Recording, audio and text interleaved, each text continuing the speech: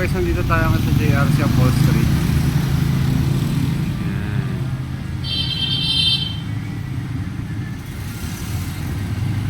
Papalitan natin ng cover yan. Pag pinapatong mo to, tapos pinapatong mo yung bago, eh malutong na to, lulutong din iba to. Kasi iniisip ko kasi para ano siya, waterproof pa rin siya, water Hindi resistant. sir, may plastic naman to siya. Okay. Sayang lang. Okay. Kasi pag nilapat natin to, magkakaroon siya ng kulubot sa ano, loob. Ayan, tulad nito, ayan, nababanat siya na nababanat. Kahit anong klaseng banat ko dyan sir, sir. May banat yan. Lahat ng banat yan meron. Sabi mo, bakit? Ba't para kang dumudulas, no? Bakit ko lang to? Ano? Magalaw. Yun. So, kailangan palang talagang tanggalin Yes, sir. para mas kumapit siya. Apo. Sir, hindi ko napatong baklasyon. Makipatong na lang. Sa ibang shop, gagawin nyo. Siyempre, gusto nila kumita eh. Oo. Pero So, sa iba na magaling maayos talagang gumawa, babaklasin at babaklasin ko siya. Kasi, eto nga, kaya mo nga siya pinalitan kasi medyo parang paano na siya. may sagi.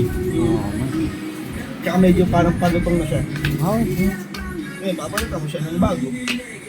Ayun, kung papalitan mo ba siya ng bago, kasi hindi mo rin pinalitan to, at nilagay mo lang din yung bago sa loob, useless.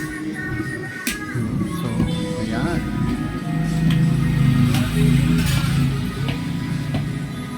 So, kahit na anong motorcycle seat cover dito, no, sir? Yes po. Pwede rin sila magpasadya. Sir Brian. Ang owner po si Boss Jeff po.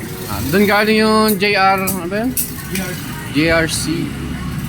Ito po yung owner. Yung owner si Sir JRC. Kapunit mo. Kapag nahila ng sagad, Kapunit mo sir. bumabalik ano, ayos siya. Saka hindi siya nadi-deform.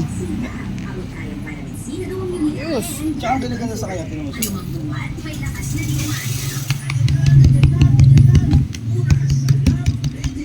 Binahalata. Ano? Ganda oh, tinusok-tusok oh. Solid. Nice, nice. Yan, so tinanggal yung plastic. So yun daw yung nagkakos ng dulas. Yes, magulas po na din So ito, nalagyan ng panibagong plastic.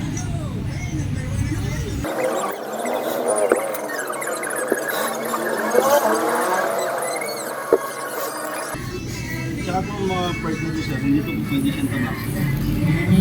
Ah, Ito mga stock hindi siya pwede tamas. bakit? Nakita ko sa isa.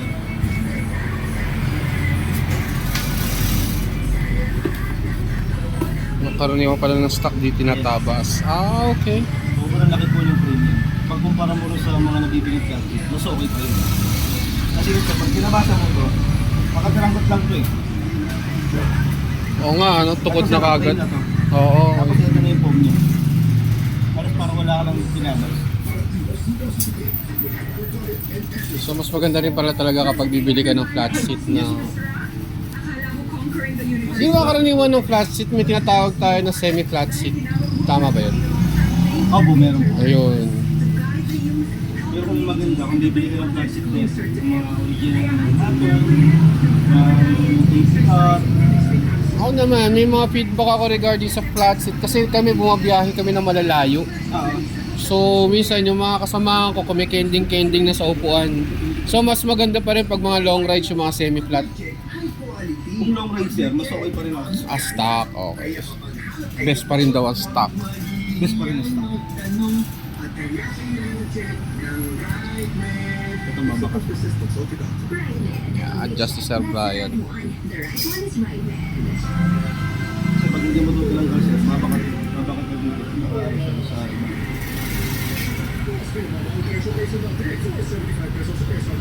Shoutout kay King King. Doon sa ating seat cover.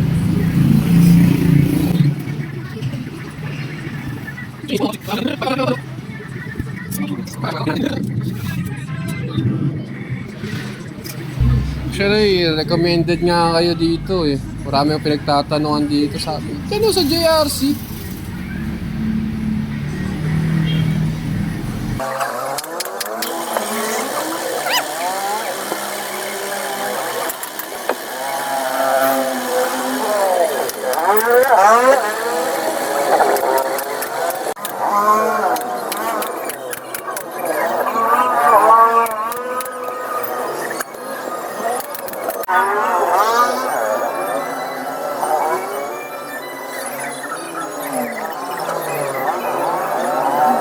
Nakabit na yung Sir Brian.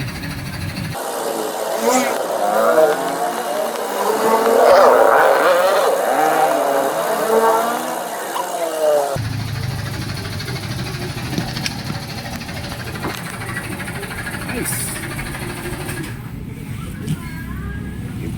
Manay-tsura.